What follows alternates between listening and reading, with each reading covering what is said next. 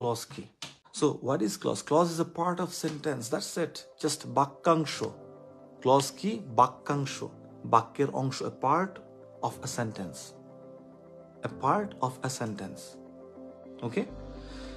যেমন এখন আমি যদি তোমাদেরকে বলি যে রহিম স্কুলে গেলে বরকত খেলতে যাবে, এখানে কয়টা সেন্টেন্স আছে? এইখানে একটাই বাক্য, নট দুইটা বাক্য বা দুইটা সেন্টেন্স। একটাই বাক্য কিন্তু দুইটা অংশ। রহিম স্কুলে গেলে বরকত খেলতে যাবে, দুইটা অংশ। রহিম স্কুলে গেলে একটা অংশ, একটা পার্ট, বরকত খেলতে যাবে দুইটা পার্ট, কিন্তু বাক্য একটা। মাথায় রাখবো আমরা, আপাতত মাথায় ধরে রাখো, দাড়ি বা সেমিকোলন বা ফুল স্টপ বললে বাক্য শেষ হয়।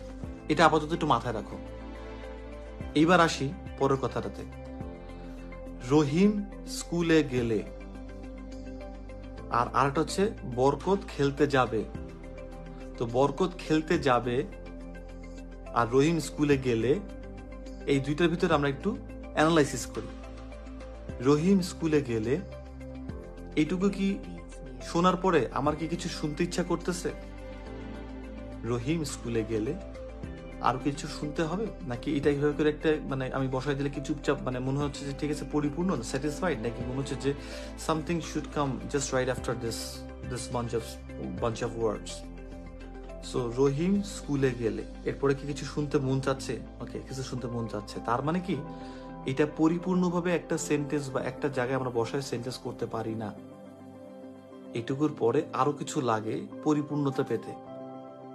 তো এই যে অংশটুকু আছে, এই অংশটুকু একটা সাইডে রাখি।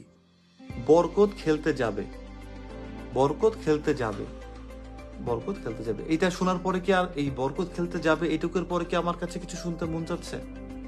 সো বরকত খেলতে যাবে, এটা পরে আমাদের শোনার কিছু দরকার নাই। এটা আলাদাভাবেই একটা কমপ্লিট সেন্স মেক করে যে সে খেলতে যাবে, আমি ভাত খাইতে যাব, ও ভাত খাইতে যাবে। কিন্তু আমি যদি বলি ও খেলতে গেলে বা ওইটা করলে, তারপর মনে হয় যে কিছু একটা তো দরকার। সো এই দুইটা পার্টকে আলাদা করো। তাহলে যেই পার্টটা হচ্ছে এই যে রহিম স্কুলে গেলে, যেই পার্টটা শুনলে কমপ্লিটনেস আসে না, সেটা হচ্ছে সেই পার্টটুকু। পার্টকে কি বলে বলছিলাম? পার্টকে ক্লজ বলে, অংশ, বাক্যের অংশকে।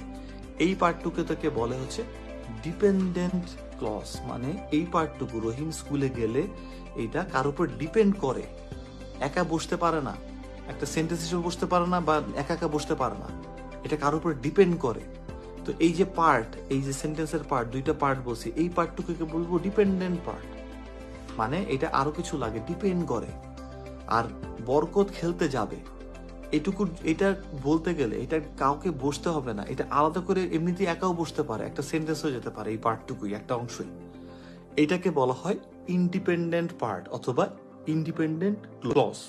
পার্ট কি? পার্ট হচ্ছে মানে সেন্টেন্সের পার্ট অফ এ সেন্টেন্স কি? ক্লজ। এটা হচ্ছে ইন্ডিপেন্ডেন্ট, যেই অংশটুকু আলটিমেটলি আমরা দেখতেছি যে কাউকে দরকার নাই নিজের বুঝতে গেলে। বরকত খেলতে যাবে।